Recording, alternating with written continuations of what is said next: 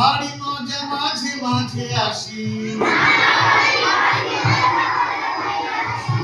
মামা দাদু দিদা আছে,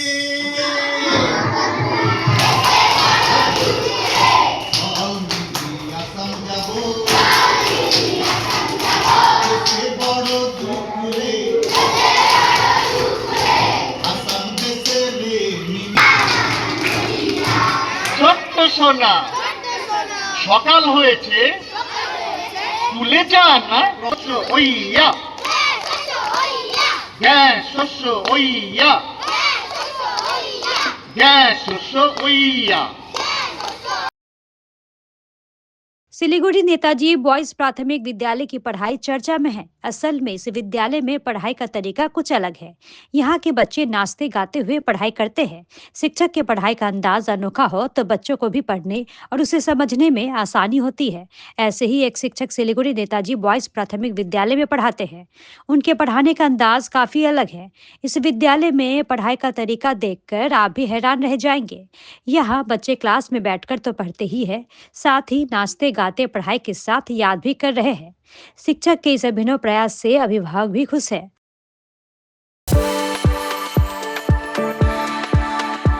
We are the dreamers, the achievers, and the leaders. Come, join us today.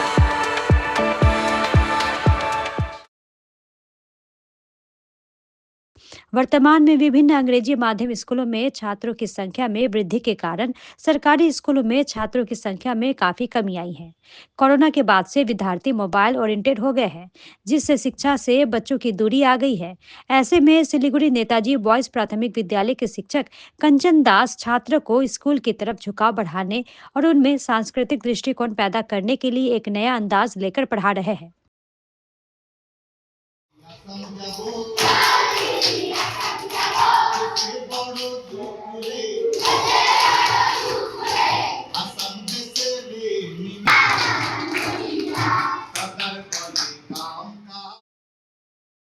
शिक्षक छात्र को पाठ्य पुस्तक के अलग अलग विषय को अनोखे तरीके से याद करवा रहे हैं। कभी कभी वो पाठ्य पुस्तक के विषय को नाचते, नृत्य और विभिन्न इशारों के माध्यम से समझाते हैं, जिससे छात्र आसानी से पढ़ाई को याद कर रहे हैं। शिक्षक की अभिनव पहल से विद्यालय में छात्रों की संख्या भी बढ़ रही है। अभिभावक विद्यालय के शिक्षकों के प्रयास से खुश है। इस विषय में शिक्षक कंचन दास ने कहा कि আমার নাম কাঞ্চন দাস। আমি নেতাজি বয়েজ প্রাথমিক বিদ্যালয়ের সহকারী শিক্ষক। আমার বিশ্বাস গান এবং অঙ্গভঙ্গির মাধ্যমে যদি বাচ্চাদেরকে, যেহেতু আমরা ছোটদের নিয়ে কাজ করি, ওরা অনুকরণ প্রিয়, যা দেখে তাই শেখে।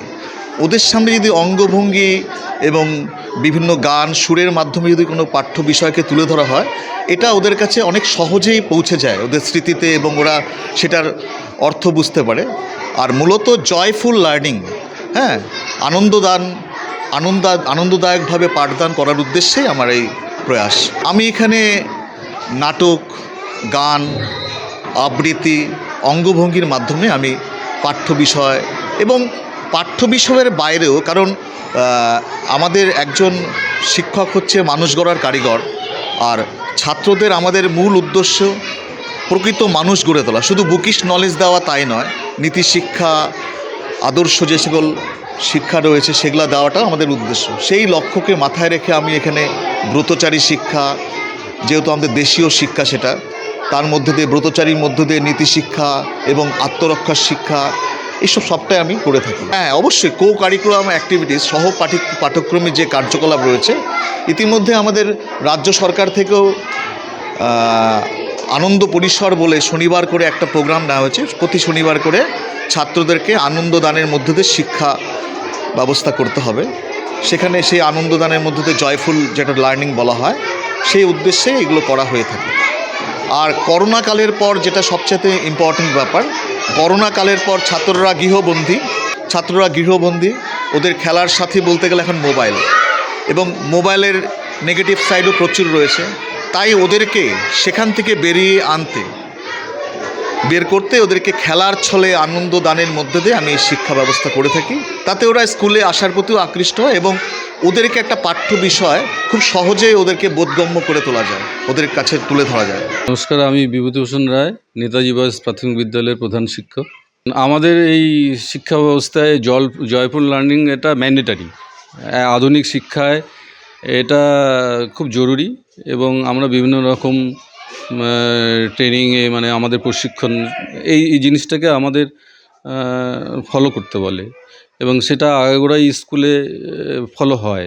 এবং আমাদের যে কাঞ্চনবাবু আছে উনি স্পেশালি প্রেয়ার লাইন থেকে আরম্ভ করে ওনার যে ক্লাস আছে, বিশেষ করে ছোট বাচ্চাদের পিপির থেকে পিপি 1 এই ক্লাসগুলিকে বাচ্চারা তো তাদের আনন্দ দিয়ে আনন্দদানের মাধ্যমে জয়ফুল লার্নিং উনি চেষ্টা করেন। বিভিন্ন রকম অঙ্গভঙ্গি করে গানের মাধ্যমে বা কোনো একটা সাবজেক্টকে উনি ইংলিশ হোক বা অঙ্ক হোক সেটাকে একটা অ্যাট্রাকটিভ মানে ওনার একটা চিন্তাধারা আছে, উনি ওটা সুন্দরভাবে উপস্থাপন করেন।